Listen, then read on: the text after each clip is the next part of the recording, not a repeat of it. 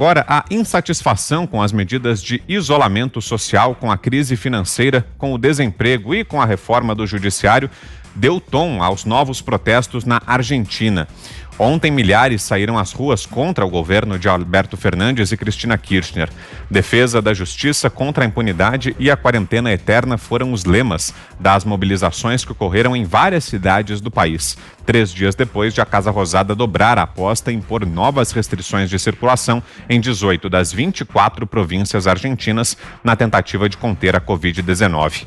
Apenas em Buenos Aires, 7 mil carros participaram de uma caravana.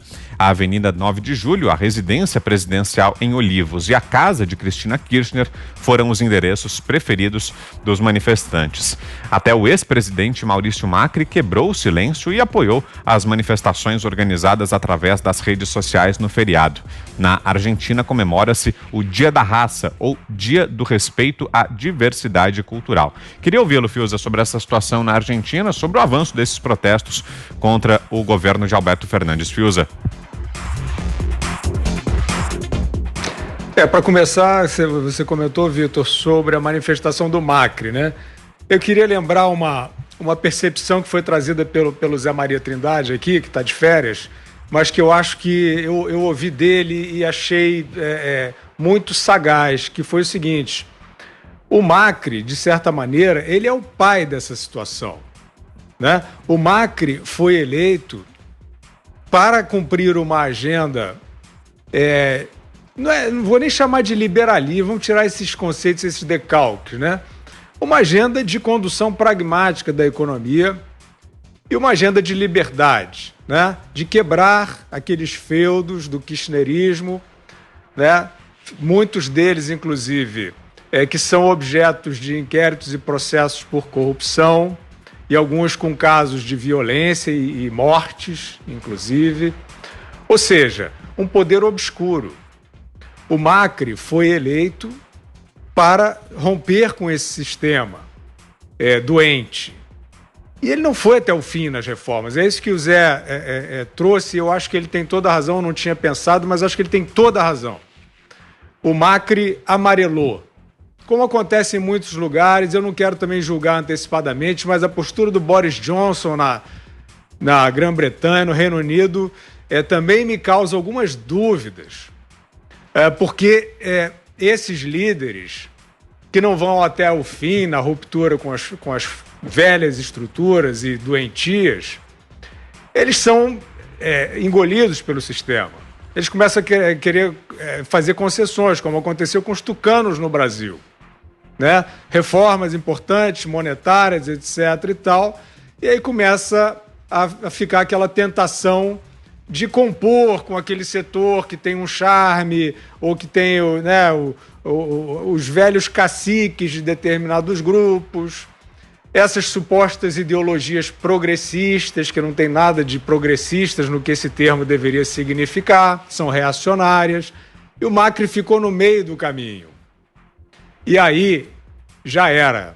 Então o que a gente está vendo hoje é justamente o buraco cavado pela volta do kirchnerismo, que não tinha nada para oferecer. Né? Não era nem como Augusto sempre traz também a questão dos argentinos com o peronismo e tal. Vamos supor que o Fernandes fosse uma nova encarnação do peronismo. Mas ele é a Cristina Kirchner. Né? Ele é um governo morto-vivo. E qual foi a única aposta, a única diretriz desse governo que não tinha nada para fazer? Trancar todo mundo, né?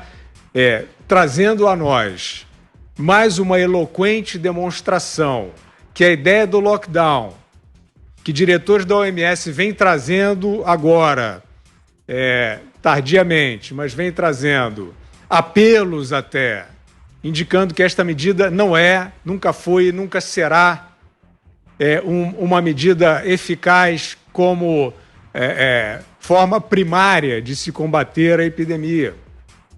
Ela precisa de uma série de critérios que o Fernandes não usou e continua não usando.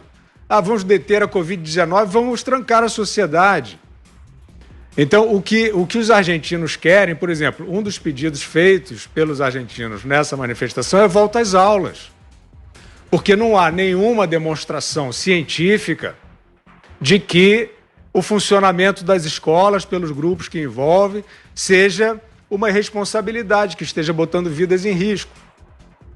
Mas os novos negacionistas, esses são os negacionistas, que continuam cegamente na experiência mística do lockdown, ninguém pode circular, ninguém pode viver, que isso vai nos proteger de qualquer perigo.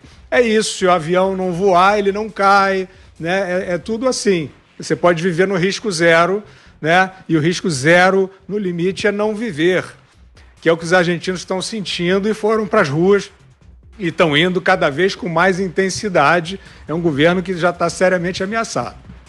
Augusto. Olha, eu simpatizo com os argentinos, né? Que o brasileiro ama odiar os argentinos. Essa relação de amor e ódio aí é muito interessante, muito maluca e tal. Agora, é o seguinte, a Argentina é um tango. É uma tragédia permanente. Por quê? Eles não têm paciência.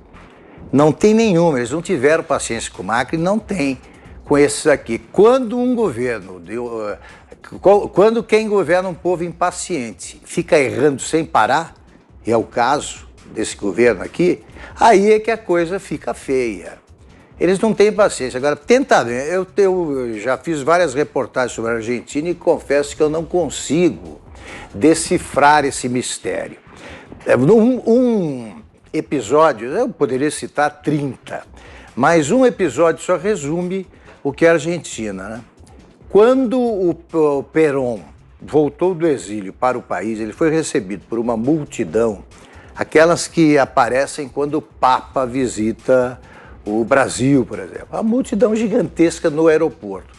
Pois houve uma troca de tiros entre os montoneiros, que era um grupo que se dizia de esquerda, um grupo radical peronista, com peronistas de extrema direita. Como é que isso pode acontecer? Como é que pode caber no mesmo grupo os radicais? Eu sei que eles são primos, os radicais, mas não dá para um cara só liderar as duas turmas, pois isso aconteceu na Argentina. Eu recomendo a leitura de um livro chamado Santa Evita, e que também há bastante ficção, né? Há episódios aí que são pura ficção, mas ele conta, esse livro, o que fizeram os argentinos por anos a fio com o cadáver da Evita Perón. Parece que você está sonhando. Esse cadáver viajou pelo mundo, ele esteve na Alemanha, né? Ele esteve na Itália antes de voltar ao país.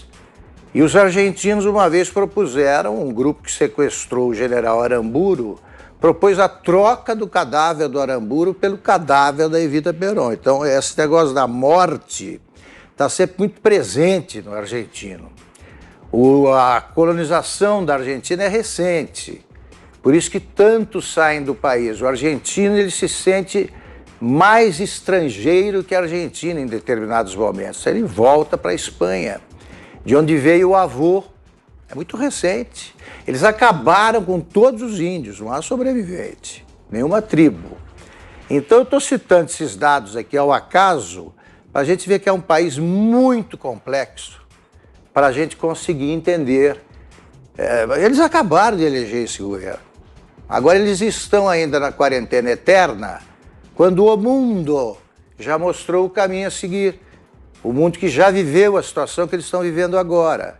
Então é complicado a Argentina. Complicado, como o Brasil, né?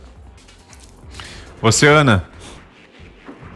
E lembrando, Augusto, que o presidente acabou de anunciar também uma menor circulação agora em 18 estados, né? Um lockdown mais severo em 18 estados. Eu achei interessante um ponto que o Fiuza mencionou em relação ao que o Macri deixou de fazer. Eu tive um técnico muito importante na minha vida que ele falava o seguinte: toda vez que íamos treinar ou que íamos fazer alguma atividade física na academia, ele falava: olha, mais ou menos e nada é a mesma coisa. Se você veio até aqui, deixa o seu 100%, o seu 110%, senão nem vem. Então eu acho que o Macri, ele entrou exatamente nessa aura aí do mais ou menos. O mais ou menos e o nada ali foi exatamente a mesma coisa. Não implementou uma agenda liberal como ele havia prometido.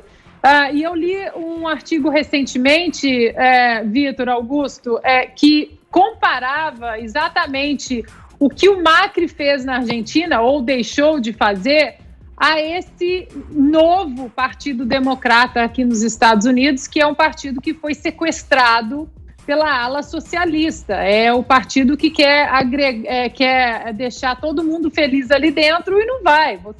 Ou você segue à risca aquele antigo partido do John F. Kennedy, que era um partido, digamos ali, central, era um partido de centro, ou você se ajoelha para essa ala extremamente da esquerda radical americana que se tornou o Partido Democrata.